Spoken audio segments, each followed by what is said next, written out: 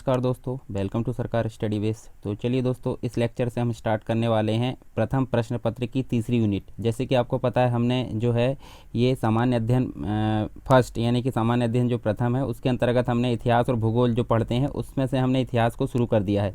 और इसके अंतर्गत हमने देखे थे ये सारी चीज़ें। तो आपको स्ट्रक्चर यानी कि जो पहला जो वीडियो आया था MPPSC जो कोर्स स्ट्रक्चर है उसके संबंध में, तो उसमें आप जाकर ये सारी चीज़ों के बारे में विस्तार से पढ़ सकते हैं। और ये मैंने बता भी दिया था कि किस किस प्रकार से प्रश्न पूछे जाएंगे, कितने शब्दों में आपको लिखना पड़ेगा, ये सारी चीज़ें यहाँ विस्तार से बता दी गई है। और इसके पहले हमने जो इतिहास एवं संस्कृति उससे संबंधित देख सकते हैं आप। देखिए इकाई 1 यानी कि जो भारतीय इतिहास है, भारत का राजनीतिक, आर्थिक, सामाजिक और सांस्कृतिक इतिहास है जो कंप्लीट, जो कि हमने देखे थे हड़प्पा सभ्यता से 10वीं शताब्दी तक, ये हमारा कंप्लीट हो चुका है। इसके आपको टोटल मिल जाएंगे 10 वीडियो में आपका ये कंप्लीट हो जाएगा। इसके अलावा आप यहाँ देख सकते हैं सेकेंड यूनिट भी हमारी कंप्लीट हो चुकी है, जिसमें हमने कंप्लीट देखे हैं 11वीं शताब्दी से लेकर 18वीं शताब्दी तक का जो भारत का राजनीतिक, आर्थिक, सामाजिक एवं सांस्कृतिक इतिहास, ये पूरा हमारा कंप्लीट हो चुका है। साथ में मुगल शासक और उनका प्रशासन, मिश्रित संस्कृति, ये सारी चीज़ों के बारे में हमने विस्तार से पढ़ लिया है। इसके अलावा ब्रिटिश शासन का भारतीय अर्थव्यवस्था एवं समाज पर क्या प्रभाव पड़ा, ये सारी चीज़ें हमारी विस्तार से कंप्लीट हो चुकी है। इसके आपको टोटल मिल जाएंगे 14 लेक्चर। और इसकी एक प्लेलिस्ट मिलेगी MPPSC 2020 के नाम से, MPPSC 2020 पेपर फर्स्ट A के अंतर्गत जो है सारे जो वीडियो है आपके कंप्लीट यहाँ नंबर वाइज मिल जाएंगे, तो आप उनको जाकर देख सकते हैं। अब हम इस लेक्चर में देखेंगे, ये आप देख सकते हैं तीसरी यूनिट। और तीसरी यूनिट में हम देखेंगे कंप्लीट, देख सकते हैं आप। देखिए ब्रिटिश उपनिवेश के प्रति भारतीयों की क्या प्रतिक्रिया थी। देखिए अत्याचार, मतलब एक प्रकार से भारतीयों का शोषण धीरे धीरे जो है ईस्ट इंडिया कंपनी या जो अंग्रेज़ थे उनके द्वारा धीरे धीरे बढ़ रहा था। तो उसी के फलस्वरूप हम देख सकते हैं यहाँ विभिन्न प्रकार की प्रतिक्रिया देखने को मिलती है हमको, जो भारतीय रहते हैं उनसे संबंधित। तो क्या क्या देख सकते हैं, देखिए यहाँ कृषक आंदोलन हमको देखने को मिलेंगे, आदिवासियों का आंदोलन हमको देखने को मिलेंगे, सारी चीज़ें। इसके अलावा कुछ स्वतंत्रता संग्राम सेनानी के बारे में हम पढ़ेंगे, भारतीय पुनर्जागरण, इससे संबंधित राष्ट्रीय स्वतंत्रता आंदोलन और इसके कुछ नेतृत्वकर्ता जो स्वतंत्रता सेनानी थे उनके बारे में पढ़ेंगे। इसके अलावा अब बात आ जाती है, देखिए गणतंत्र के रूप में भारत का उदय, यानी स्वतंत्रता प्राप्ति के पश्चात का जो भारत है उससे संबंधित हम सारी चीज़ें देखेंगे। यानी कि गणतंत्र के रूप में भारत का उदय कैसे हुआ, उसके राज्यों का पुनर्गठन, प्रत्येक राज्य जो है कब कब बना, उनसे संबंधित सारी चीज़ें जानेंगे। और हम जिस पेपर की तैयारी कर रहे हैं मध्य प्रदेश PSC, तो मध्य प्रदेश का पढ़ना हमारे लिए बहुत ज़रूरी है। तो हम पढ़ेंगे मध्य प्रदेश का गठन और उससे संबंधित कुछ चीज़ें। इसके अलावा स्वतंत्रता प्राप्ति के पश्चात की प्रमुख घटनाएं, यानी कि जो आफ्टर इंडिया इंडिपेंडेंस रहता है, यानी कि स्वतंत्रता के पश्चात जो भारत है, अर्थात हम बोल सकते हैं जो जवाहरलाल नेहरू के बाद से हम देखेंगे मोदी जी के काल तक। ठीक है, तो ये सारी चीज़ें हम पढ़ेंगे इस यूनिट में। ठीक, इसके भी लगभग आपके जाएंगे 10-12 लेक्चर के आसपास ही इसके जाएंगे। तो ये तीसरी यूनिट आपकी कंप्लीट हो जाएगी। इसके बाद हम पढ़ेंगे 4th यूनिट और 5th यूनिट। तो 4th यूनिट वो है जब हम पढ़ेंगे तो उसके बारे में देख लेंगे। तो आप एक नज़र देख लेते हैं। देखिए हमारे जो, हालांकि पैटर्न दूसरा आएगा अभी पेपर जो रहेगा, परंतु पिछले जो क्वेश्चन पेपर आए हैं वो हम देख लेते हैं। तो सबसे पहले 2014 की बात करते हैं। 2014 में आप देख सकते हैं, देखिए प्लासी का युद्ध से संबंधित ये जो है ये तो हमने देख लिए हैं। हालांकि अभी ये सेकेंड यूनिट में आ गया है। अब यहाँ हम देख सकते हैं मॉडर्न हिस्ट्री का चैप्टर है, जैसे ह्यूम, ये जो है कांग्रेस, एक प्रकार से कांग्रेस की स्थापना हुई तो उसमें इनका अहम रोल है। हड़प का जो सिद्धांत है, जैसे डलहौजी का सिद्धांत हम देख सकते हैं, वर्नाकुलर प्रेस एक्ट, काकोरी कांड, भारत छोड़ो आंदोलन, माखनलाल चतुर्वेदी। इसके अलावा हम देख सकते हैं Haidar Ali, Balkrishna Sharma Naveen, Poona Pact, Cripps Mission, Annie Besant, Dandi March, Muslim League, Gopal Krishna Gokhale, ये सभी आए थे आपके 3 नंबर में।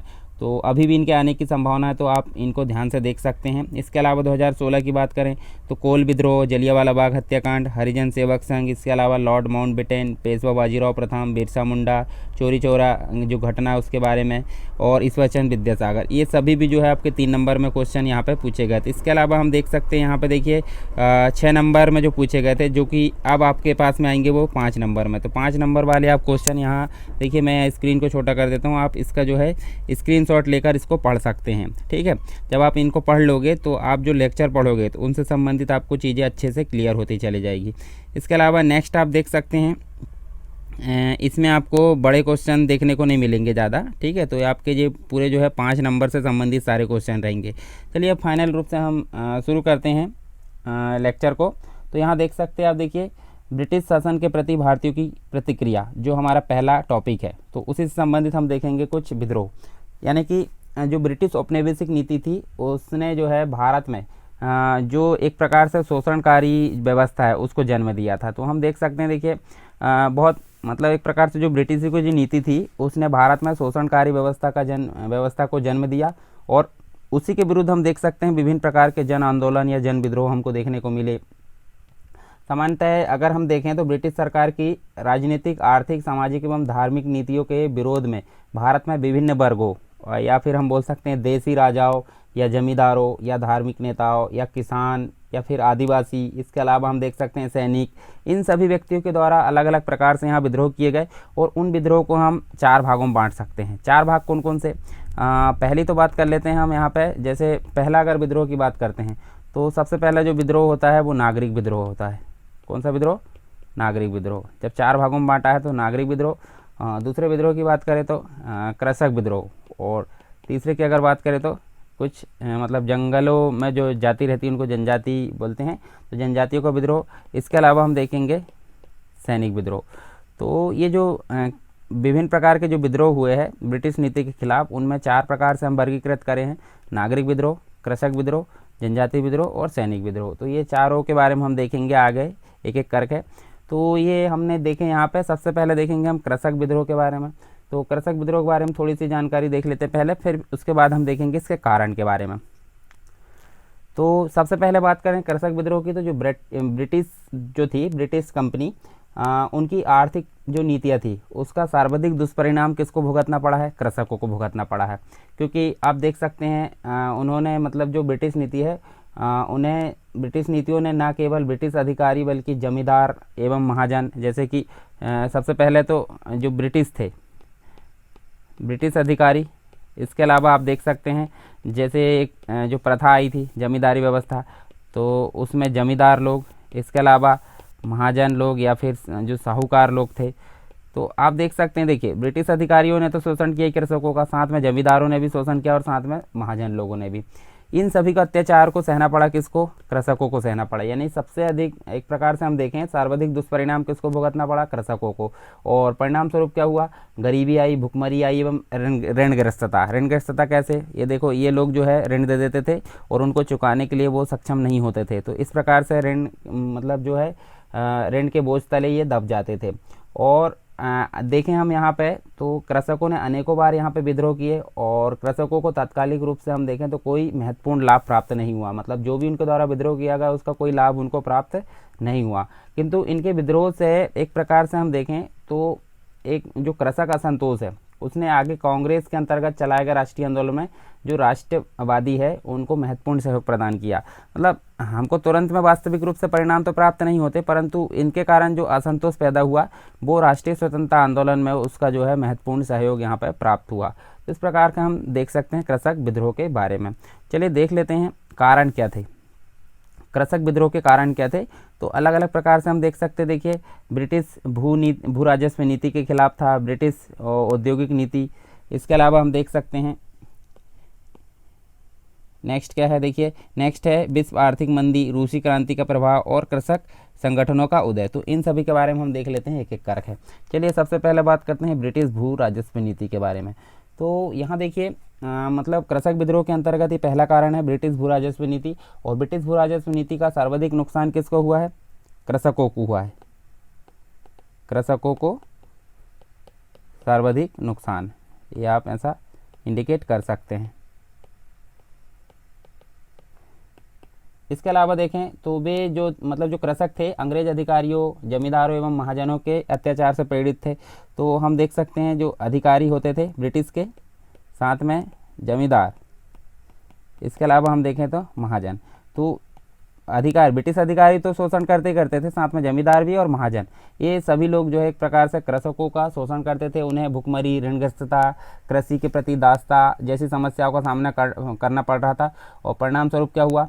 उन्हें अपनी ही संपत्ति से अलग कर दिया गया और कृषकों ने ब्रिटिश सरकार के विरुद्ध अनेक प्रकार के यहाँ पे विद्रोह की है। तो ब्रिटिश जो भू राजस्व नीति थी उसके कारण यहाँ पे उनके जो है असंतोष पैदा हुआ और उसके कारण उनके द्वारा क्या किया गया, काफ़ी यहाँ पे विद्रोह किया गया। दूसरी बात करते हैं ब्रिटिश औद्योगिक नीति की। तो यहाँ देखिए ब्रिटिश औद्योगिक नीति के अंतर्गत हमको सबसे पहले देखें तो आपको पता होगा जो राजस्व था वो क्या किया जाता था, नकदी यहाँ पे क्या किया जाता था, प्राप्त किया जाता था। तो नकदी प्राप्त किया जाता था तो यहाँ पे एक प्रकार से व्यावसायिक कृषि को प्रोत्साहन मिला।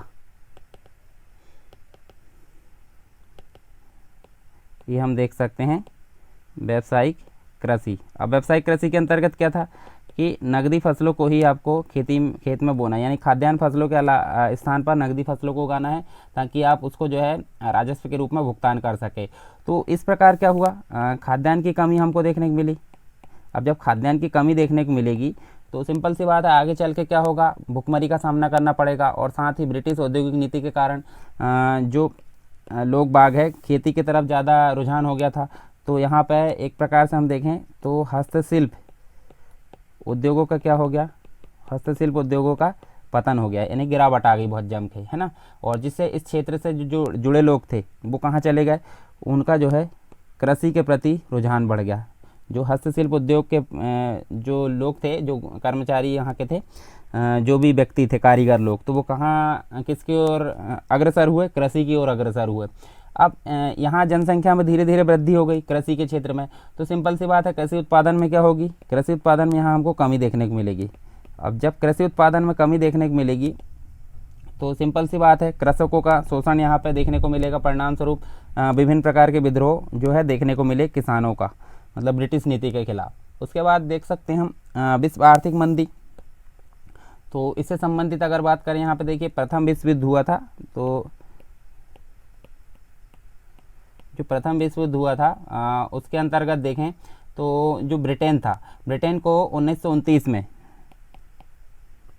प्रथम विश्व युद्ध के पश्चात बात करें तो 1929 में क्या हुआ, विश्व आर्थिक मंदी, मतलब एक प्रकार से महामंदी हम बोल सकते हैं उसे। तो आर्थिक मंदी से क्या हुआ था, आर्थिक मंदी का सामना करना पड़ रहा था ब्रिटेन को। और इस आर्थिक संकट से उभरने के लिए, मतलब जो उसको आर्थिक संकट था उससे उभरने के लिए यहाँ पे भारत के अंतर्गत हम देख सकते हैं।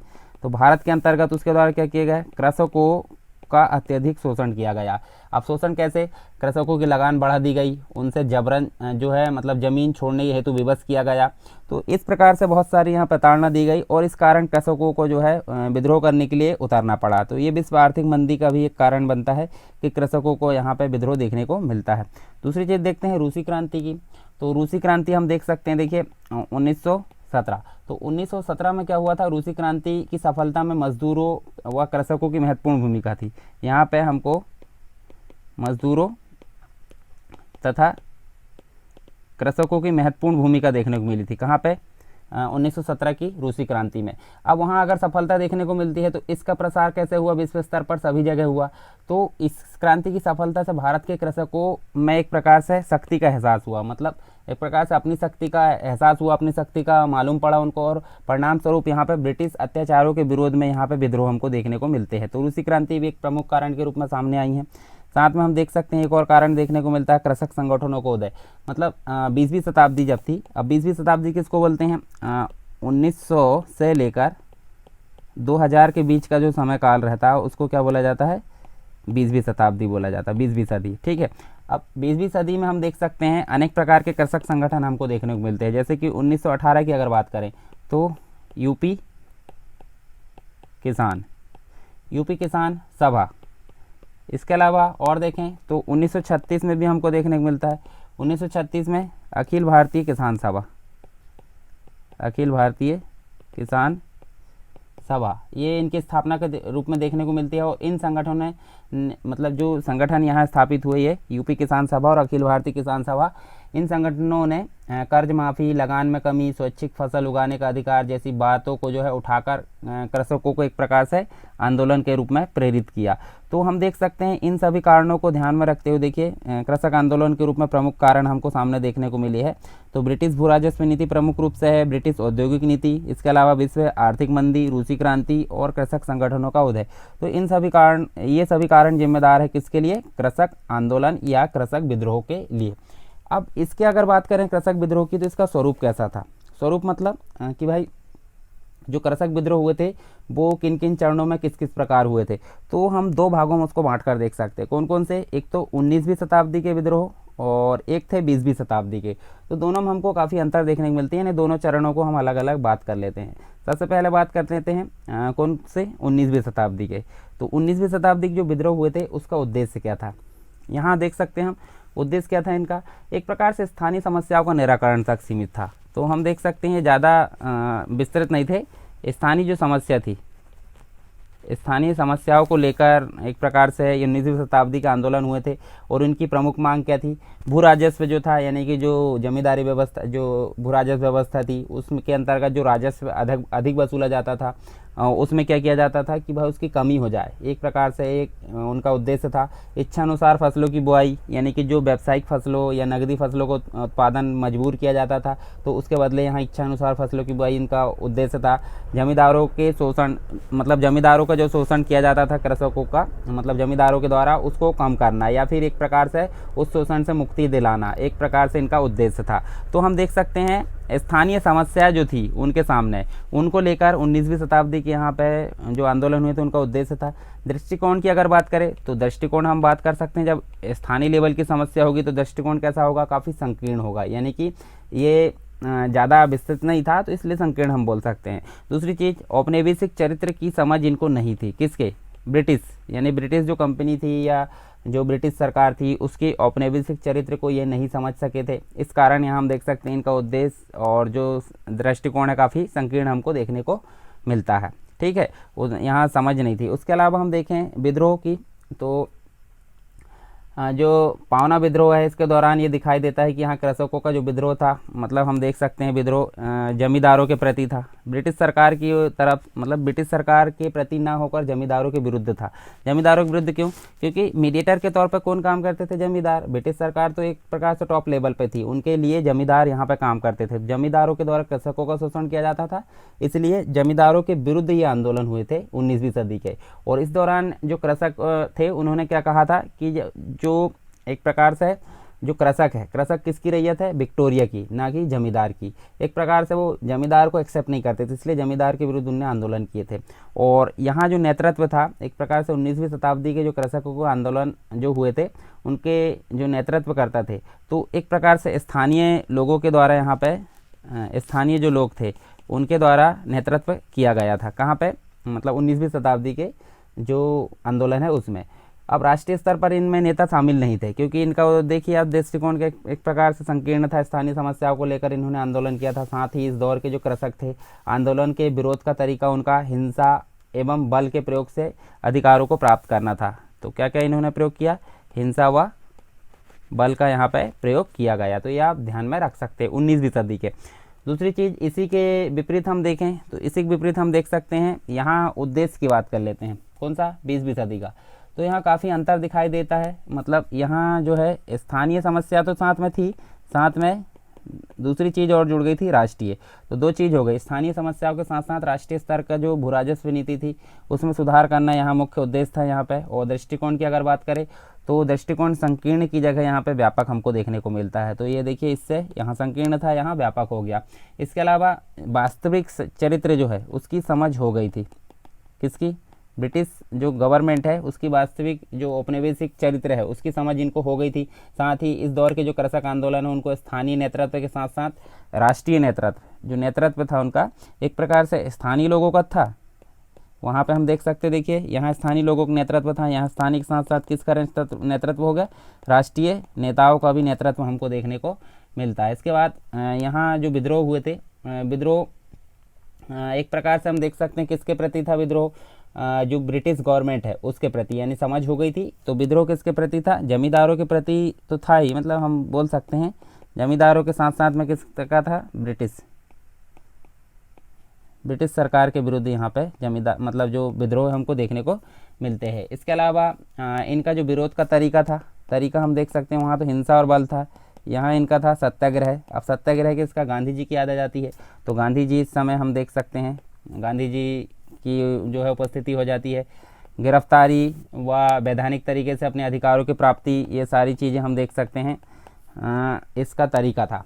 तो ये दोनों हमने देख लिए, स्वरूप कैसा था 19वीं सदी और 20वीं सदी का, दोनों हमने यहाँ पे समझ ली है। इसके अलावा कुछ इंपॉर्टेंट चीज़ें जैसे कि 19वीं शताब्दी के प्रमुख किसान आंदोलन, तो इन सब के बारे में हम देख लेते हैं। यहाँ पर सबसे पहला बात कर लेते हैं, देखिए 3 विद्रोह हमको देखने को मिलेंगे यहाँ पे किसानों के 19वीं सदी के, नील विद्रोह, पावना विद्रोह और दक्कन विद्रोह। चलिए नील विद्रोह के बारे में जान लेते हैं।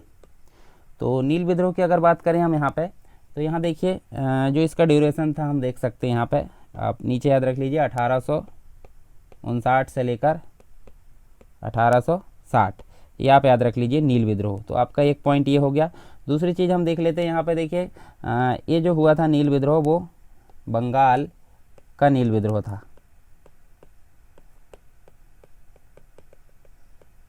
बंगाल का नील विद्रोह आप याद रख सकते हैं। और अब यहाँ क्या हुआ था, शोषण हो रहा था किसानों का, मतलब एक प्रकार से विद्रोह जो नील विद्रोह था शोषण के विरुद्ध किसानों की सीधी लड़ाई थी। अर्थात हम बोल सकते हैं यहाँ लोग बाग जो है जो काश्तकार थे, बंगाल के जो काश्तकार थे वो अपने खेतों में चावल की खेती करना चाहते थे, तो उन्हें जो यूरोपीय नील बागान मालिक है उन्हें नील खेती करने के लिए मजबूर करते थे। बंगाल के जो किसान थे, काश्तकार या किसान उनको हम बोल सकते हैं, तो किसकी खेती, चावल की खेती के बदले में यहाँ पे रिप्लेस करके क्या चाह रहे थे, नील खेती, नील की खेती करने के लिए यहाँ मजबूर किया जा रहा था। और इसी से प्रताड़ित होकर यानी कि 1859 में उत्पीड़ित किसानों ने अपने खेतों में नील न उगाने का निर्णय लेकर बागान मालिक जो थे उनके विरुद्ध विद्रोह कर दिया।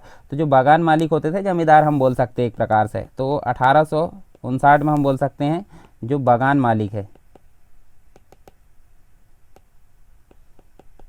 बागान मालिकों के विरुद्ध क्या कर दिया इन्होंने, विद्रोह यहाँ पे कर दिया। और बंगाल के नादिया जिले में स्थित गोविंदपुर गांव में स्थानीय नेता दिगंबर विश्वास और विष्णु, ये मतलब एक प्रकार से हम बोल सकते हैं नेतृत्व, नेतृत्व किन किन का था यहाँ पे, जो स्थानीय नेता थे जिनका नाम है दिगंबर विश्वास, और इसके अलावा हम बोल सकते हैं विष्णु विश्वास। ठीक है, दिगंबर विश्वास और विष्णु विश्वास जो थे, इनके नेतृत्व में किसानों ने यहाँ पे नील की खेती बंद कर दी। अब इसी में क्या हुआ, एक और चीज़ हमको देखने को मिलती है, किसानों की एकजुटता के कारण यहाँ 1860 में जो बंगाल में है सभी कारखाने यहाँ बंद कर दिए गए। और जो बंगाल के बुद्धिजीवी यानी कि जो महापुरुष या फिर जो ज्ञानी लोग थे, बुद्धिजीवियों ने अखबारों तथा अपने जो लेख थे, लेख मतलब जो भी लिखा जाता है उसके द्वारा, तो लेखों के द्वारा किसानों को समर्थन दिया। साथ ही इसमें हिंदू पैट्रियट के संपादक हरिश्चंद्र मुखोपाध्याय जो थे उनकी विशेष भूमिका रही है। नील बागान मालिकों के अत्याचार क्या हुआ, खुला चित्रण जो है एक आप याद रख सकते हैं, दीनबंधु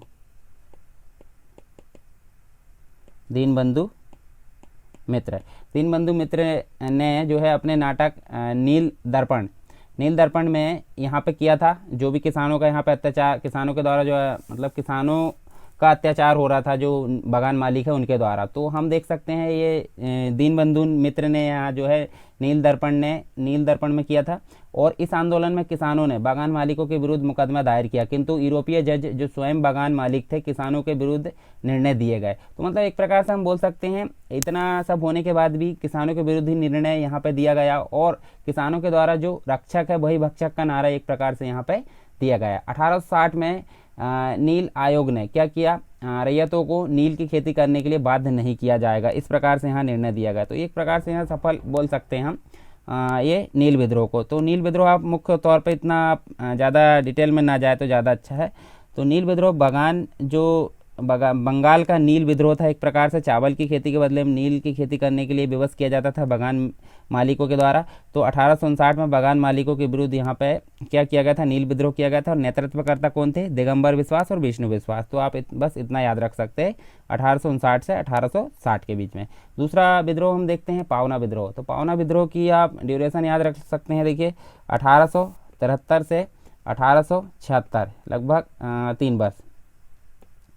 ठीक है, और इसमें हम कुछ इंपॉर्टेंट चीज़ें देख लेते हैं। तो ये भी किससे रिलेटेड था, ये भी बंगाल से रिलेटेड था। बंगाल में जो पावना जिला था, बंगाल के पावना जिले से संबंधित हम देख सकते हैं जो यूसुफशाही परगना था उसमें किसान नेता हरिश्चंद्र राय व शंभूपाल के द्वारा जमींदारों के शोषण तथा अत्यधिक कर के विरोध में यहाँ पे आंदोलन किया गया था। तो इसके नेतृत्वकर्ता आप याद रख सकते हैं, नेतृत्व किसके द्वारा किया गया था, ईश्वर चंद,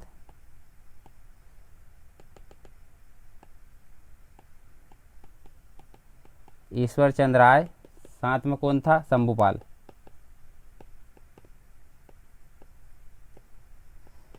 इन दोनों के नेतृत्व में यहाँ 1873 में हमको ये आंदोलन देखने को मिलता है, ये आप ध्यान में रख सकते हैं। मतलब एक प्रकार से यहाँ 1873 में एक किसान संघ की स्थापना की जाती है, किसान संघ की स्थापना की जाती है और किसानों ने जो एक प्रकार से लगान न देने तथा जमींदारों के विरुद्ध मुकदमा करने का यहाँ कार्य किया। और हम देख सकते हैं कृषक राहत अधिनियम भी यहाँ पारित हुआ था, तो ये भी आप याद रख सकते हैं, कृषक राहत एक्ट हम बोल सकते हैं। कृषक राहत एक्ट 1869 में यह पारित हुआ। और यहाँ इस विद्रोह में आंदोलनकारियों का नारा था कि हम महारानी की रैयत है ना, और महारानी के ही रैयत रहना चाहते हैं। मतलब जो जमींदार थे या फिर जो मीडिएटर थे उनके विरोध में ये आंदोलन किया गया था एक प्रकार से। बंगाल के कुछ बुद्धिजीवी थे जैसे कि देवेंद्रनाथ टैगोर आदि के द्वारा इनका समर्थन किया गया था, ये भी हम ध्यान में रख सकते हैं पावना विद्रोह में। एक और है दक्कन का विद्रोह, ये भी हम देख सकते हैं, ये हुआ था 1875 में, तो ये आप ध्यान में रख सकते हैं। और इसके बारे में थोड़ी सी चीज़ जान लेते हैं। तो ये कहाँ से संबंधित था, ये महाराष्ट्र से संबंधित था, महाराष्ट्र के पुणे से संबंधित था। और एक और था इसके साथ में, पुणे के साथ में, तो ये अहमदनगर था। पुणे और अहमदनगर के जो जिले थे उसमें किसानों ने राजस्व में 30% जो वृद्धि हुई थी, जो राजस्व वसूला जाता था उसमें 30% की क्या कर दी गई थी, वृद्धि कर दी गई थी। तो इसी के विरोध में यहाँ पे ये एक प्रकार से विद्रोह किया गया था। और सरकार ने विद्रोह को दबाकर एक प्रकार से हम देखें तो 1879 में कृषक राहत अधिनियम द्वारा एक अधिनियम पारित किया गया, कृषक राहत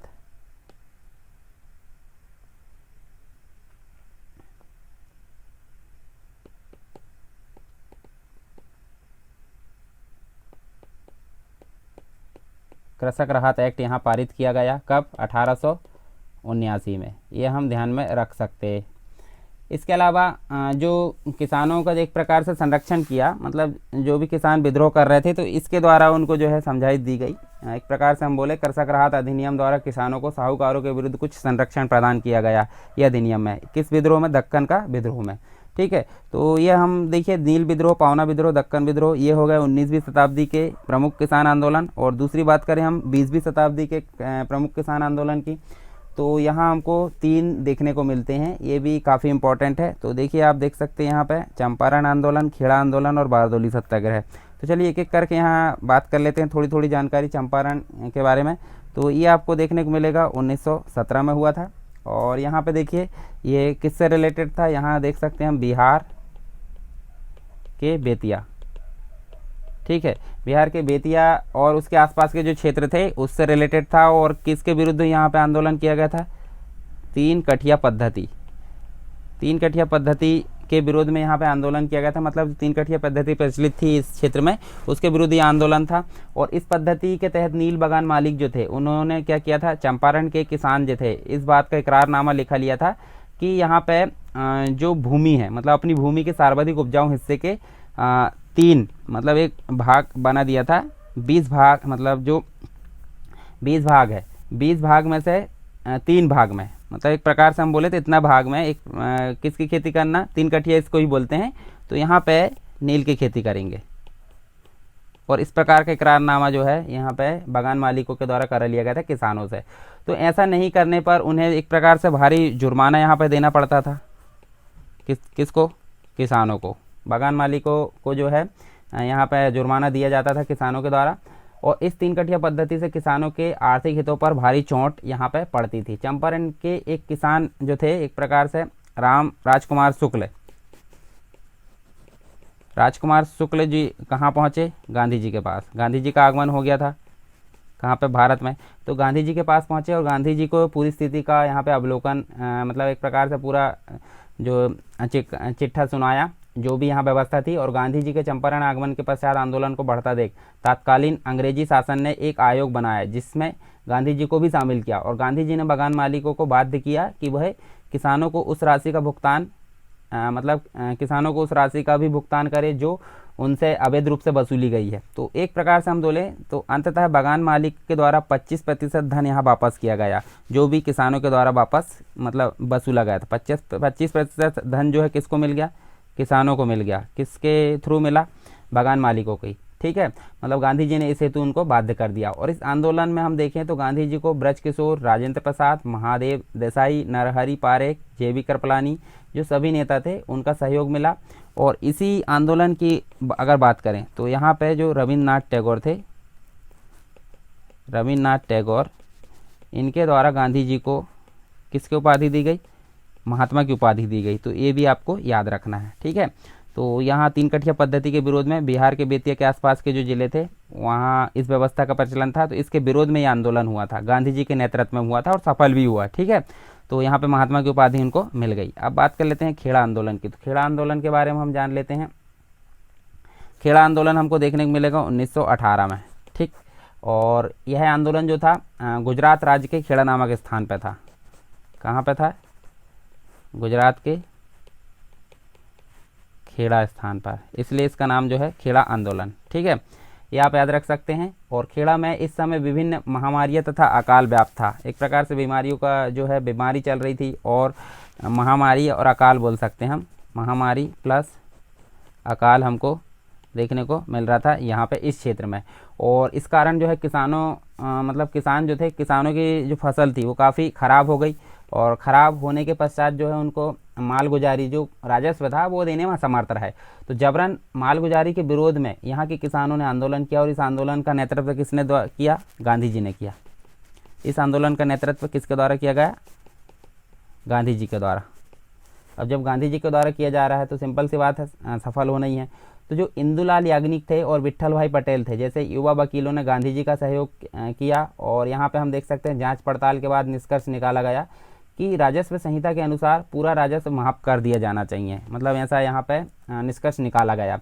तो गांधी जी की अपील के बाद सरकार पर कोई असर नहीं पड़ा। और तो गांधी जी ने किसानों से लगान ना देने को कहा। मतलब एक प्रकार से इतनी जो है कार्रवाई की जाने के बाद भी ब्रिटिश सरकार पर कोई असर नहीं पड़ा। तो गांधी जी ने किसानों को कहा कि आप कर नहीं दिया जाएगा किसी के भी द्वारा।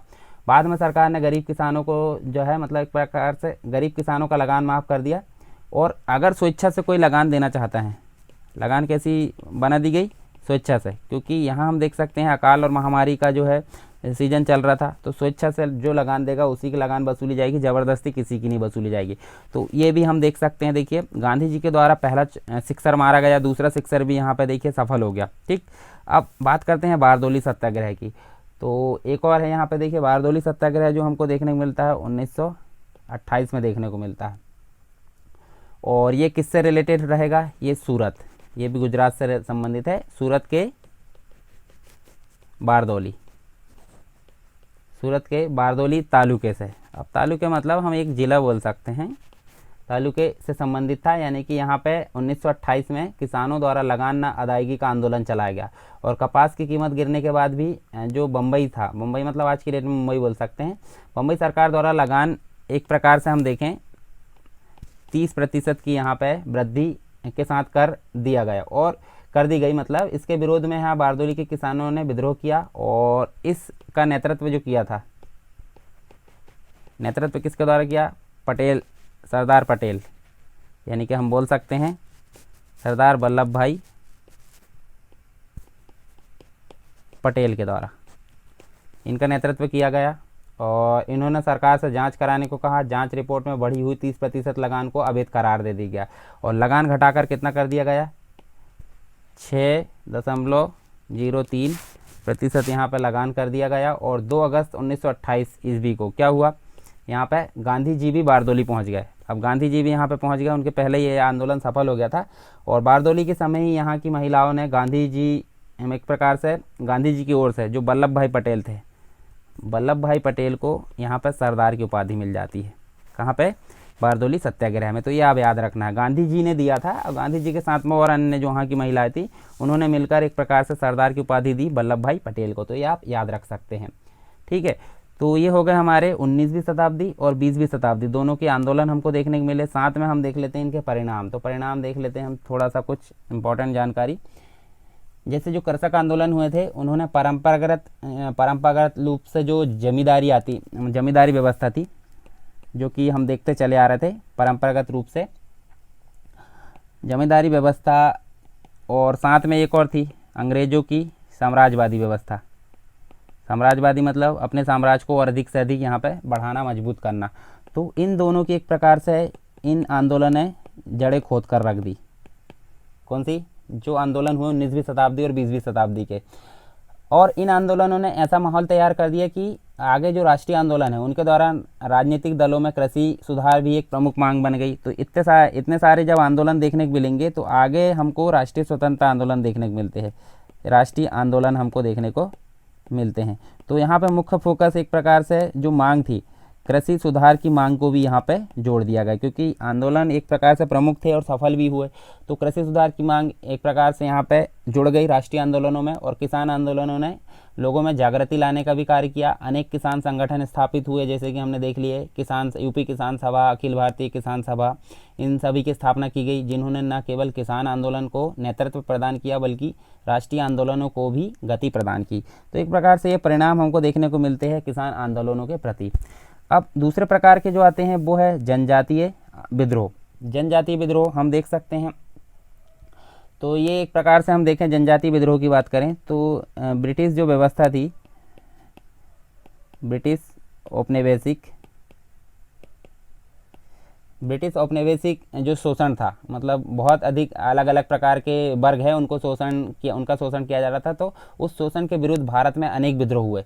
तो इन्हीं में महत्वपूर्ण हमको क्या देखने को मिलते हैं? जनजातीय विद्रोह हमको देखने को मिलते हैं। हालांकि जनजातियों के द्वारा किए गए जो ज़्यादातर विद्रोह थे उनको तो यहाँ पे सफल नहीं होने दिया, यानी कि एक प्रकार से उनको कुचल दिया गया। जो जनजातियों के द्वारा जो विद्रोह किए गए थे उनको कुचल दिया गया, किंतु इन विद्रोह की असफलता से निचले तबके में भी ब्रिटिश साम्राज्य के प्रति असंतोष उत्पन्न हो गया, जिसका लाभ क्या हुआ? स्वतंत्रता आंदोलन जो हमको आगे देखने को मिलेंगे उसके दौरान राष्ट्रीय नेताओं को प्राप्त होता है। मतलब हमको तुरंत में लाभ तो देखने को नहीं मिलता, जनजातियों को विद्रोह को कुचल दिया जाता है, परंतु आगे जो स्वतंत्रता आंदोलन आएंगे उसमें जो राष्ट्रीय नेता आएंगे उनको ये काफ़ी लाभ हमको देखने को मिलेगा। तो इसके कुछ कारण थे, जनजातीय विद्रोह के कुछ कारण थे, तो उनके बारे में हम देख लेते हैं एक नज़र में। तो किन किन कारणों से जनजातीय विद्रोह हुए थे? तो जो जनजातीय विद्रोह का प्रमुख कारण ब्रिटिश आर्थिक नीति को माना जाता है, और ये मुख्यतः 3 कारण इसके अंतर्गत हमको देखने को मिलेंगे। ठीक है, तो जो आर्थिक एक प्रकार से हम देखें तो यहाँ देखिए आर्थिक कारण हमको देखने को मिलेंगे इसके अंतर्गत, राजनीतिक कारण देखने को मिलेंगे, सामाजिक कारण, और उसके बाद धार्मिक कारण। तो चलिए एक एक करके देख लेते। सबसे पहले आर्थिक कारणों के बारे में बात करते हैं। तो आर्थिक कारण की अगर बात करें तो आर्थिक नीति सबसे प्रमुख माना गया है। जैसे कि मैंने बात किया, ब्रिटिश आर्थिक नीति को एक प्रकार से प्रमुख कारण माना गया है जनजातीय विद्रोह का।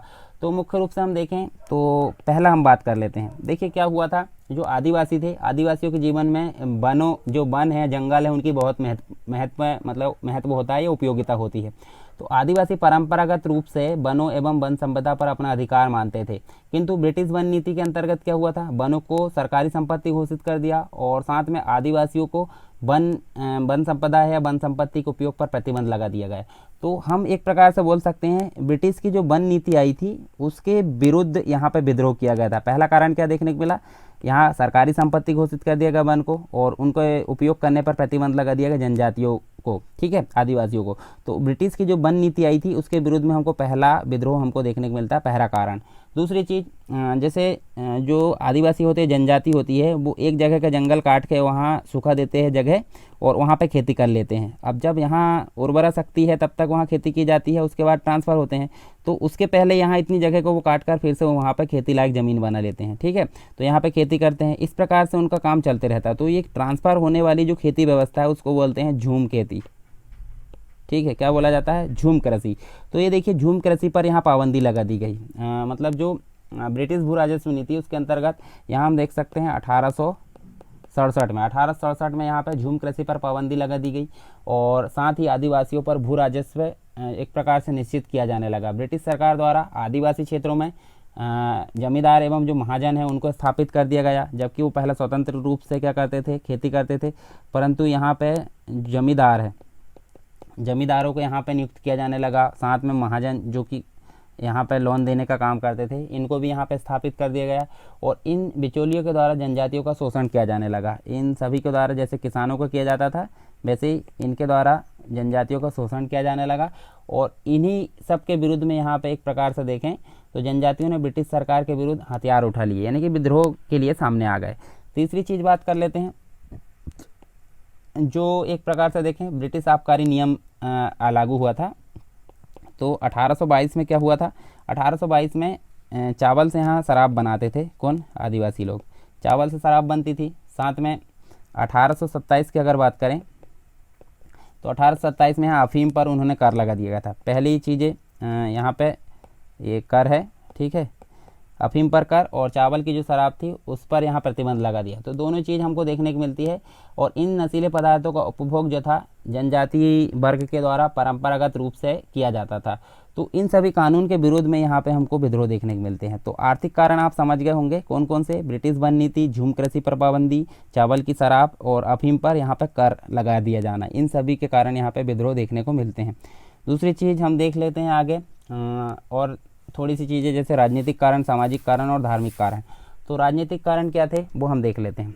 देखिए पहली चीज़ क्या देखने को मिलती है हमको राजनीतिक कारण के अंतर्गत, जो ब्रिटिश साम्राज्य था उसके विस्तार के क्रम में अंग्रेज़ों ने भारत के जो आदिवासी इलाके हैं वहाँ पे हम देख सकते हैं पुलिस थाने हमको देखने को मिलेंगे, पुलिस थाने, और उसके बाद यह देखें तो हम तो सैनिक छावनी ये स्थापित की गई। मतलब जहाँ पे जो आदिवासी इलाके थे वहाँ पे ये सारी चीज़ें स्थापित की गई और साथ में जो नए कानून हैं, नवीन कानून यहाँ पे लागू कर दिए गए। तो इससे क्या हुआ, इससे मतलब जो आदिवासी वर्ग था उनका शोषण किया जाने लगा पुलिस सैनिक अधिकारियों के द्वारा। यहाँ पे नवीन कानूनी के द्वारा यहाँ पे जो आदिवासी उनका शोषण किया जाने लगा, इस कारण यहाँ पे हमको विद्रोह देखने को मिलते हैं। ये हो गया राजनीतिक कारण। दूसरी चीज़ सामाजिक कारण देखते हैं। तो सामाजिक कारण की अगर बात करें तो सामाजिक कारण में हमको कुछ चीज़ें देखने को मिलती है, जैसे कि कुछ परंपराएं होती हैं पुरानी, ठीक है, परंपराएं होती है या फिर हम बोल सकते हैं कुछ मान्यताएं होती है, कुछ परंपराएं कुछ मान्यताएं होती है जिन पर जो आदिवासी है वो ज़्यादा विश्वास करते हैं। अब अगर उन पर उनको नष्ट किया जाएगा, उनको हटाया जाएगा तो इनके जो है प्रकार से ठेस पहुंचेगी इनको। तो ब्रिटिश सरकार के द्वारा सामाजिक क्षेत्र में कई नवीन कानून लागू किए गए, जैसे कि हम उदाहरण के तौर पर देख सकते हैं उड़ीसा के खोंडों ने जो है इस कारण विद्रोह किया कि सरकार ने एक प्रकार से यहाँ पे नरबली को बंद कर दिया गया था। और नरबली इनके एक प्रकार से सामाजिक रूप से ये मानते थे कि नरबली देना इनके लिए शुभ है, तो नरबली को एक प्रकार से यहाँ रोक दिया गया किसके द्वारा, ब्रिटिश सरकार के द्वारा। तो ये सभी सामाजिक मान्यता या परंपरा के कारण भी यहाँ विद्रोह देखने को मिलते हैं। आगे देखते हैं धार्मिक कारण। धार्मिक कारण के रूप में हमको देखने को मिलता है, जैसे 1813 में हम देखें तो एक चार्टर एक्ट आया था, जैसे कि हमने बात की है पीछे। चार्टर एक्ट आया था तो इसमें ब्रिटिश सरकार द्वारा क्या किया गया था, जो ईसाई धर्म प्रचारक है उनको प्रोत्साहित किया था। जैसे कि हमने बात किए थे ईसाई जो मिशनरी है उनको यहाँ पे प्रचार करने का ऑर्डर दे दिया गया था 1813 में। ईसाई धर्म जो प्रचारक आए थे उनको प्रोत्साहित किया गया कहाँ पे, 1813 चार्टर एक्ट के तहत। तो इनके द्वारा यहाँ पे जबरन यहाँ पे जो आदिवासी थे, आदिवासियों को जबरन यहाँ पे ईसाई धर्म थोपा जाता था, यानी कि जबरन ईसाई धर्म को अपनाने के लिए यहाँ पे किया जाता था। तो इस कारण भी हमको यहाँ विद्रोह देखने को मिलते हैं, किसके, आदिवासियों के। तो ये हमने देखे सभी कारण कौन कौन से, एक आर्थिक कारण देखा, राजनीतिक कारण, सामाजिक कारण और धार्मिक कारण, सभी के बारे में हमने देख लिया। अब स्वरूप कैसा था, तो स्वरूप के बारे में हम देख लेते हैं। जो आदिवासी विद्रोह था प्राय हम अगर देखें तो उद्देश्य क्या था, उद्देश्य इनका था स्थानीय समस्याओं का निराकरण। मतलब एक प्रकार से विस्तृत नहीं था, स्थानीय समस्याओं को लेकर था, उनका निराकरण को लेकर यहाँ पे इसका उद्देश्य मुख्य रूप से, यानी कि एक प्रकार से हम बोलें तो सीमित था, ठीक है। और जो संकीर्ण मतलब दृष्टिकोण एक प्रकार से हम देखें तो विस्तृत व्यापक न होकर कैसा था, संकीर्ण था इनका दृष्टिकोण। जनजाति ब्रिटिश औपनिवेशिक शासन का वास्तविक चरित्र नहीं समझ पाए थे, जैसे कि हमने वहाँ देखे थे 19वीं शताब्दी के विद्रोह के बारे में। और इसी कारण क्या हुआ था, एक प्रकार से हम देखें तो जमींदारी व्यवस्था, पुलिस व्यवस्था एवं न्यायपालिका व्यवस्था, तो जमींदार जो थे, जो राजस्व वसूल करते थे, जमींदारी व्यवस्था, साथ में पुलिस व्यवस्था। इसके अलावा अगर देखें तो जो न्यायपालिका है, तो इन सभी का यहाँ पे विरोध किया गया जनजातियों के द्वारा। और इसके साथ साथ यहाँ हम देखें तो संपूर्ण मतलब इन सभी का विरोध किया गया जो ब्रिटिश शासन था, क्योंकि ब्रिटिश शासन की यहाँ समझ नहीं थी, तो ब्रिटिश शासन का यहाँ पे विरोध नहीं किया गया, ब्रिटिश सरकार का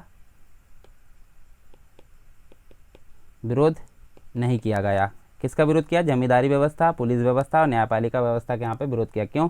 क्योंकि ब्रिटिश सरकार की औपनिवेशिक जो नीति थी उसकी समझ इनको नहीं थी, इस कारण इनका विरोध नहीं किया गया। जनजातीय विद्रोह मुख्य रूप से हम देखें तो पुरातन व्यवस्था को बनाए रखने एवं नवीन व्यवस्था के विरोध में। तो इनका जो पुरानी व्यवस्था थी उसको बने रहने देना और साथ में नई व्यवस्था आई थी उसके विरोध में यहाँ पे आंदोलन हमको देखने को मिलता है। और विरोध का तरीका इनका कैसा था? हिंसा और बल पर आधारित था, ये हम याद रख सकते हैं। ठीक है, तो ये स्वरूप आपने देख लिए थोड़ा सा। इसके अलावा कुछ विद्रोह हम देख लेते हैं। ठीक है, तो विद्रोह आपको देखने को मिलेंगे। देखिए यहाँ हम देख लेते हैं पहले एक नज़र में। रामोसी विद्रोह है, भील विद्रोह है, कोल विद्रोह है, खासी विद्रोह, संथाल विद्रोह और मुंडा विद्रोह। चलिए देख लेते हैं पहले रामोसी विद्रोह। तो थोड़ी थोड़ी जानकारी इनके बारे में आपको हो जाएगी तो अच्छा रहेगा।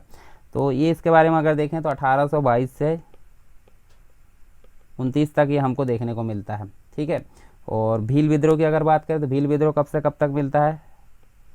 25 से लेकर 31 तक। और कोल विद्रोह की अगर बात करें तो यहाँ 1831 से लेकर 32 तक, यानी 1 साल सिर्फ हम बोल सकते हैं।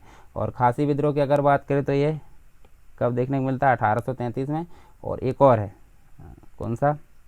संथाल विद्रोह। तो संथाल विद्रोह हमको देखने को मिलेगा 1855 में। और एक और है लास्ट, तो 1899 से 1900। तो ये हमने देख लिए सन। अब कुछ जानकारी देख लेते हैं इनकी किस किस क्षेत्र से संबंधित था। जैसे रामोसी विद्रोह की अगर बात करें तो रामोसी विद्रोह जो था पश्चिमी घाट। अब पश्चिमी घाट कहाँ है मैं अभी बताता हूँ। पश्चिमी घाट से रिलेटेड था। पश्चिमी घाट में जो रामोसी जनजाति, यानी कि देखिए मैं एक भारत का नक्शा बनाता हूँ, यहाँ पे नीचे बना देता हूँ। जैसे ये भारत है, ठीक है, भारत का दक्षिणी भाग आपको दिख रहा है, ये आपको गुजरात ये देखने को मिलेगा। और ये ठीक है, तो ये हो गया पूर्वी भाग और ये हो गया कौन सा? पश्चिमी भाग। तो इधर साइड जो पश्चिमी घाट है ये पर्वत पठार के नीचे वाला भाग जो है ये पर्वत, और इधर भी एक पर्वत है। तो ये वाले पर्वत में एक जनजाति रहती है जिसका नाम है रामोसी। तो इसी की बात की जा रही है, जैसे कि महाराष्ट्र, कर्नाटक वगैरह इस क्षेत्र में। तो ये पश्चिमी घाट कहलाता। तो पश्चिमी घाट की रामोसी जनजाति जो कि अंग्रेजी प्रशासन से नाराज़ थी, और इनके जो नेता थे, नेता का नाम हम देख सकते हैं सरदार चित्तर। इनने जो है इस विद्रोह का नेतृत्व किया। और अंग्रेजी शासन जो था, मतलब एक प्रकार से अगर देखें तो रामोसी विद्रोह कैसा हुआ? असफल सिद्ध हुआ। असफल क्यों हुआ? क्योंकि अंग्रेजी शासन के द्वारा इसको दबा दिया जाता है। तो हमने देख लिया कहाँ से संबंधित था ये विद्रोह। भील विद्रोह की अगर बात करें तो भील विद्रोह आपको पता होगा 1825 से 31 तक हमको देखने को मिलता है। और ये भी यहाँ पर हमको देखने को मिलता है पश्चिमी घाट, पश्चिमी घाट से संबंधित ये भी देखने को मिलता है। यानी कि इसमें एक भील थे जिनका नाम था सेवाराम भील, इनके नेतृत्व में हमको देखने को मिलता है ये आंदोलन। और इस विद्रोह को भी हम देख सकते हैं। देखिए नवीन अंग्रेजी के जो कानून है उनके विरुद्ध यहाँ विद्रोह किया गया था। और इस विद्रोह में भीलों को पेशवा बाजीराव द्वितीय का भी सहयोग मिला। सहयोग किसका मिला? बाजीराव द्वितीय का, बाजीराव सेकंड का यहाँ पर सहयोग देखने को मिलता है। परंतु इसको भी कैसा है, अंग्रेजी शासन के द्वारा इसको भी कुचल दिया जाता है, इस विद्रोह को भी। तो ये भी कैसा है? असफल हमको देखने को मिलता है। कोल विद्रोह, कोल विद्रोह हमको देखने को मिलता है 1831 से 32 के बीच में। और ये कहाँ देखने को मिलता है? छोटा नागपुर का पठार। छोटा नागपुर का पठार अर्थात हम बोल सकते हैं, जैसे अगर ये हम भारत बना दें तो इधर इस वाला भाग यहाँ पे हमको देखने को मिलेगा, झारखंड बिहार वाले भाग में छोटा नागपुर का पठार एक देखने को मिलता है। तो हम इसको यहाँ लिख देते हैं, छोटा नागपुर का पठार वाले भाग में जो जनजाति रहती थी, जनजाति का नाम क्या है? कोल। कोल जनजाति ने चावल की नशीली शराब जो है, मतलब हमने ऊपर बात की थी चावल की नशीली शराब पर जो कर लगाया गया था, उत्पादन शुल्क लगाया गया था, उसके विरोध में हम देख सकते हैं ये शराब के विरोध में आंदोलन देखने को मिलता है। कहाँ पे? छोटा नागपुर के पठार वाले क्षेत्र में। और इसका नेतृत्व हम देखें तो कोल विद्रोह का जो नेतृत्व था गंगा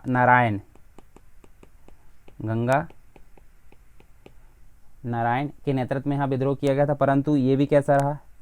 ये भी हमको असफल देखने को मिलता है, क्योंकि ब्रिटिश शासन के द्वारा इसको भी कुचल दिया जाता है। फिर देखते हैं खासी विद्रोह। तो खासी आपको पता होगा किस वाले क्षेत्र में? खासी मतलब जो मेघालय वाला क्षेत्र है, तो जयंतिया पहाड़ी, तो इसी के ऊपर हम देखें तो ये वाले भाग में यहाँ कहीं आपको मेघालय देखने को मिलेगा। तो इसी वाले क्षेत्र में जो जनजाति रहती है, ठीक है, खासी, तो ये जयंतिया पहाड़ी पर रहती है, ठीक है। जयंतिया पहाड़ी कहाँ पर देखने को मिलेगी आपको? मेघालय वाले क्षेत्र में देखने को मिलेगी। तो जयंतिया पहाड़ी के आसपास जो क्षेत्र थे वहाँ एक प्रकार से अंग्रेज जो है जीतने के पश्चात यहाँ नवीन मार्ग बनवाने लगे। तो इस पहाड़ी के बीच में से हम देख सकते हैं नवीन मार्ग के कारण जो जनजाति थी उनको अलग किया जाने लगा। जब अलग किया जाने लगा तो वो कैसे हो गए? यहाँ पे बेगारी करने हेतु बाध्य किया गया। और इसके विरोध में जो तीरथ सिंह थे, इनके नेता थे तीरथ सिंह के नेतृत्व में खासी जनजाति ने विद्रोह कर दिया और विद्रोह को फिर से यहाँ दावा दिया गया। तो इस विद्रोह को भी हम असफल मान सकते हैं, ठीक है। तो ये 4 विद्रोह हो गए और 2 और बचे, संथाल और मुंडा विद्रोह। तो संथाल विद्रोह कब देखने को मिलता है? 1855 में देखने को मिलता है। और ये किससे संबंधित था? बिहार के राजमहल जो जिला है उसमें अत्यधिक भूमि कर लगा दिया गया था पुलिस के दमन के विरुद्ध। यहाँ पे हम देख सकते हैं अत्यधिक कर के विरोध में, साथ में पुलिस दमन के विरोध एक प्रकार से संथालों ने सिंधु एवं कान्हू के नेतृत्व में, 2 व्यक्ति थे, एक था सिंधु और एक था कान्हू, इन दोनों के नेतृत्व में यहाँ पे विद्रोह किया गया। और 1856 तक सिंधु एवं कान्हू की हत्या करके इस विद्रोह को भी कैसा कर दिया गया? कुचल दिया गया। तो ये भी एक प्रकार से असफल हुआ। तो सभी विद्रोह हम असफल मान सकते हैं जनजातियों के। इसके अलावा एक और विद्रोह 1899 से 1900 तक। तो यहाँ हम देख सकते हैं, देखिए आदिवासियों मतलब जो ये भी हम देख सकते हैं जो छोटा नागपुर का पठार है, बिहार झारखंड के क्षेत्र में हम देखें छोटा नागपुर का पठार। छोटा नागपुर के पठार में जो मुंडा जनजाति रहती है वो एक प्रकार से सामूहिक खेती को प्रतिबंधित कर दिया गया था। कहाँ पे? छोटा नागपुर के पठार वाले क्षेत्र में सामूहिक खेती को प्रतिबंधित कर दिया गया। तो इसी के विरोध में हम देख सकते हैं बिरसा मुंडा के नेतृत्व में। तो आप देख सकते हैं यहाँ पे एक व्यक्ति था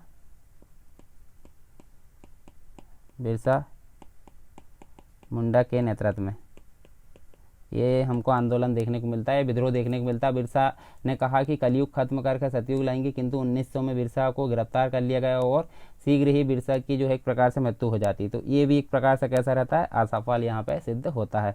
तो हमने देखे यहाँ देखिए प्रमुख जनजाति विद्रोह जो कि सभी असफल थे, कौन कौन से क्षेत्र में थे वो हमने यहाँ पे देख लिए। अब इसके बाद हम देखते हैं असफलता के कारण क्या थे इनके।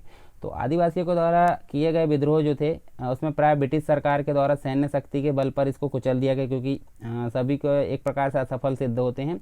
और इसके पीछे कुछ कारण थे, जैसे कि हम देख सकते हैं इन जो आदिवासी थे, आदिवासियों को कोई स्पष्ट उद्देश्य नहीं था, अतः वे जो थे ब्रिटिश सरकार के विरुद्ध एकजुट होकर संघर्ष नहीं कर सके। तो इसलिए यहाँ हम देख सकते हैं असफल यहाँ सिद्ध होता है। दूसरी चीज़ बात कर लेते हैं, योग्य नेतृत्व नहीं था, मतलब आदिवासियों का जो नेतृत्व था वो योग्य नहीं था, और कोई नेतृत्व नहीं मिला उनको योग्य।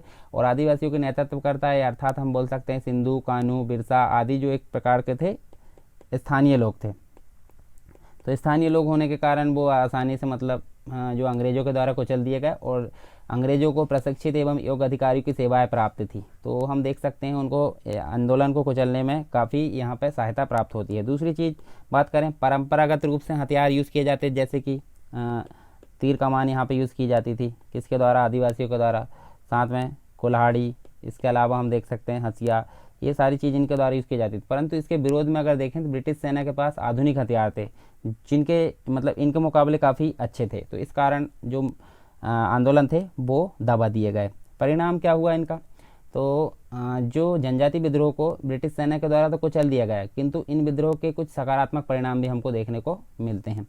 तो इन विद्रोह की अगर बात करें तो पहला हमको देखने को मिलता है, देखिए यहाँ पर विद्रोह की जो परंपरा थी वो स्थापित हो गई, यानी कि परंपरागत एवं स्थानीय जो विद्रोह थे उनकी परंपरा स्थापित हो जाती है। इसके अलावा देखें तो जनजातियों में एक प्रकार से एकता और संगठनात्मक प्रवृत्ति का विकास हुआ ये इन आंदोलन के कारण। और आगे हम देखें तो आगे भारत के जो स्वतंत्रता संग्राम हमको देखने को मिलते हैं उसमें जनजातियों का विशेष रूप से सहयोग देखने को मिलता है, विशेष रूप से सहयोग प्राप्त होता है। और इसी के अलावा हम देखें तो सावल्टन जो पद्धति है, सावल्टन विचारधारा, इसका विकास हुआ देखने को मिलता है। इसका मतलब क्या है कि परंपरागत इतिहास लेखन में मुख्य रूप से अगर देखें तो छोटी घटनाओं को नहीं लिखा जाता। इतिहास लेखन में छोटी घटनाओं को महत्व दिया जाता है कि नहीं, मतलब परंपरागत रूप से जो इतिहास लिखा जाता है उसमें छोटी घटनाओं को तो नहीं लिखा जाता, बल्कि बड़ी घटनाओं या बड़े व्यक्ति को केंद्र बिंदु बनाकर यहाँ पर लिखा जाता है। तो आधुनिक भारत का जो इतिहास है मुख्य रूप से हम देखें तो उपनिवेशवाद विरोधी बड़ी राजनीतिक संस्थाएं एवं व्यक्तियों द्वारा किए गए जो आंदोलन थे उस पर केंद्रित था, मतलब बड़ी बड़ी घटनाओं बड़े बड़े व्यक्तियों पर केंद्रित था। किंतु जनजाति विद्रोह के बाद अगर देखें, यानी कि जनजाति विद्रोह के परिणाम स्वरूप अगर देखें तो इस मतलब एक प्रकार से जिस सावल्टन विचारधारा का विकास हुआ उसमें हम देखें तो उसके अंतर्गत निचले स्तर के या निचले तबके से संबंधित जो घटनाएं थी, जैसे कि आदिवासियों की घटनाएं या जो भी हम देख सकते हैं या विद्रोह हुए, तो उसमें इतिहास लेखन में इनको शामिल किया जाने लगा। तो इसी विचारधारा को क्या बोला जाता है, सावल्टन विचारधारा बोला जाता है। तो ये सारी चीज़ हमने देख सकते हैं हम। देखिए यहाँ पे हमने कौन कौन सी चीज़ें देख ली यहाँ पे एक बार देख लेते हैं। सबसे पहले हम देखें मतलब एक प्रकार से ब्रिटिश शासन के प्रति भारतीयों की प्रतिक्रिया, जिसके अंतर्गत हमने कृषक एवं आदिवासियों को विद्रोह देखे। इसके बाद हमने जो सारी चीज़ है इससे संबंधित यहाँ एक एक करके देखें, कृषक विद्रोह और उसके कारण क्या थे, स्वरूप क्या था उसका, दो प्रकार से देखें हमने। देखिए 19वीं शताब्दी और 20वीं शताब्दी, तो 19वीं शताब्दी के प्रमुख किसान आंदोलन और 20वीं शताब्दी के प्रमुख किसान आंदोलन हमने देख लिए, परिणाम क्या हुए। और उसके अलावा जनजाति विद्रोह के बारे में बात किए। इसके अलावा हमने कारण क्या हुए उनके, तो कारण बात किए, आर्थिक कारण, उसके बाद राजनीतिक सामाजिक धार्मिक, इसके बाद उसका स्वरूप बात किए। जनजाति विद्रोह के जो है प्रमुख विद्रोह हमने बात किए, असफलता के कारण और परिणाम। तो ये सारी चीज़ हमारी यहाँ पे कंप्लीट हो गई। अब हम इसके बाद बात करेंगे 1857 का विद्रोह।